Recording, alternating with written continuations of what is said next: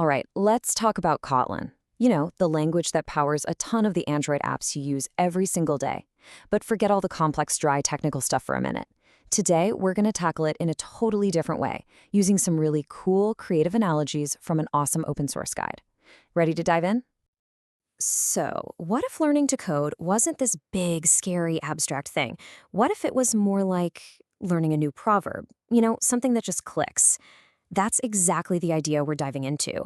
We're going to see how a good, simple metaphor can take these really tricky programming concepts and make them feel totally concrete, something you can actually wrap your head around. Okay, first things first. How does code make decisions? Because really, any program worth its salt has to make choices, right? It's just like you looking outside to decide if you need a jacket. Code does the exact same thing. It looks at the conditions and picks a path. And let me tell you, Kotlin has some really slick ways of doing this. So let's meet Kotlin's when expression. Now, if you've done any coding before, you can think of it like a switch statement, but on steroids. Seriously, the guide we're looking at calls it a multi-path decision gate, and honestly, that's the perfect way to put it. It's this one super clean tool that can juggle a ton of different choices all at once, and it does it so efficiently. And this is where the analogies really start to shine. This quote here translates to something like a traffic junction where each path depends on a condition. Just picture that for a second. A busy intersection. The traffic light changes, and that determines which road you take. Well, that is exactly what when is doing in your code. It looks at some value and basically tells your program, okay, go this way. It's such a great mental picture to hold on to. And here, we can see it in action. So the when is our traffic junction, right? And this variable x, that's our car pulling up. The code then just checks, hey, is this car an integer? Is it a string? Maybe an array? And based on what it is, it sends it down a different road. It performs a different action. Look how clean and readable that is. This is huge for developers because it means you can say goodbye to those long, messy chains of if this, else that. Your code just becomes so much easier to understand and way less buggy. Okay, so we've covered how Kotlin makes choices. Now let's get into how it actually builds stuff. Think about it like this. In programming, especially object-oriented programming, we use what are basically digital blueprints. We call them classes, and these blueprints lay out everything about an object, what it is, what it can do. It's how we build all the pieces of our apps in a way that's consistent and, really importantly, reusable. Now, here's something really important about Kotlin that's a bit different from other languages. By default, all of its blueprints, its classes, are kind of locked down, or final. You can't just take one and start tinkering with it. If you want to allow for changes, you have to specifically say so by using the keyword open. You can literally think of it as giving someone permission to customize. It might seem like an extra step, but it's actually a really smart safety feature. It makes you think more carefully about your design, which leads to much more stable code. And here's another brilliant analogy. This one says, like a recipe that allows you to change the spices. I love this. An open class is that family recipe that says, hey, feel free to add more garlic or a pinch of chili powder. It's meant to be adapted. But a regular closed class, that's more like a delicate baking recipe where if you change anything, the whole thing might fall apart. This one simple idea makes a huge concept like inheritance just make sense. And here it is in practice. We start with a generic shape blueprint and notice it's marked as open. That's our basic recipe. Because it's open, we can then create a new, more specific blueprint for a circle that builds upon it. So our circle gets everything a shape has, but then we can add our own special ingredients, like a radius. It's just like taking that base cake recipe and adding cocoa to make it a chocolate cake. This whole idea of code reuse is what saves developers so much time and headache. All right, now for the really fun stuff. Let's talk about some of Kotlin's programming superpowers. I'm serious. These are the features that make developers absolutely fall in love with the language. They help you write code that's not just faster to get down, but also way, way safer from those annoying bugs that drive you crazy. First up, and this is a big one, null safety. Its hero is the safe call operator. Now, probably one of the most famous or infamous bugs in all of programming is the null pointer exception. It's basically your program trying to use something that just isn't there, and then crash. Kotlin decided to tackle this problem head on, and this guide calls the solution the safe call bell, which is just a perfect way to think about it. This quote puts it perfectly. The bell rings only if someone is present. Think about ringing a doorbell. If someone's home, you hear a ring. If nobody's home, nothing happens. The program doesn't explode. That's exactly how the safe call operator works. It checks first. Is anyone home? If the object exists, great, it does the thing.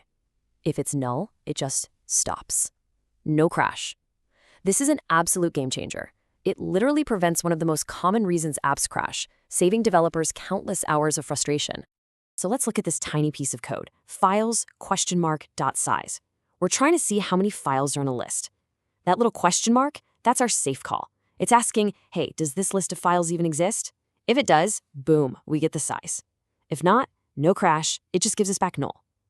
But then you see that next part, the 2 dots, which people lovingly call the Elvis operator because it kind of looks like his hair. That says, okay, if the thing on the left turned out to be null, let's just use this other value instead. In this case, the string empty. So elegant, so safe. Okay, next superpower, the data class. So a lot of the time in programming, all you need is a simple way to hold some data. Think of a user with a name and an age. That's it. But in a lot of other languages, creating even that simple thing means you have to write pages of repetitive, mind-numbing code. We call it boilerplate. It's the worst. Kotlin's answer to this nightmare is the data class, and the guide calls it a smart container, which is just perfect. Yeah, this quote sums it up. Like a box that keeps a full record of its contents? That's exactly it. A data class is like a magic box that automatically understands everything you put inside it. You don't have to tell it how to print itself out or how to compare itself to another box or how to make a copy of itself. The compiler just does all that for you.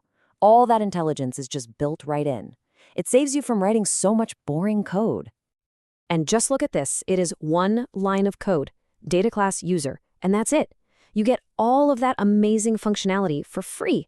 You can see here we make a user1 object. Then, if we want a second one that's almost the same, we just use the .copy method, which Kotlin gave us for free, and just change the age. It's so effortless. This is a huge, huge productivity boost, and it just makes your code look so much tidier.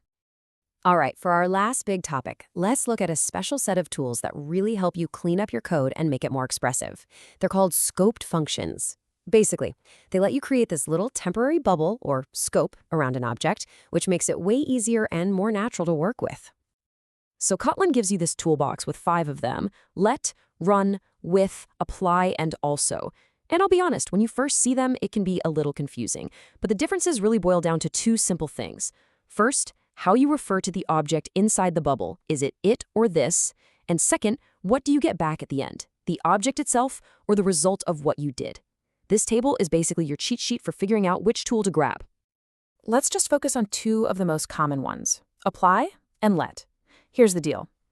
You use apply when you want to set up an object. You're basically saying, hey object, apply these settings to yourself, and then it hands itself back to you all configured. Let, on the other hand, is for when you want to do something with an object and get a new result. It's really great for those null-safe operations we talked about.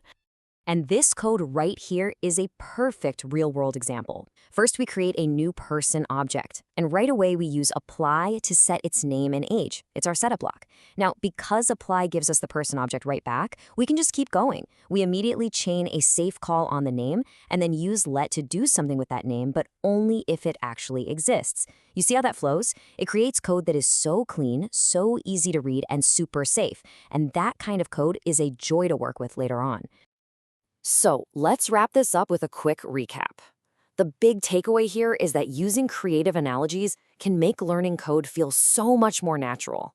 We've seen Kotlin's awesome superpowers in action.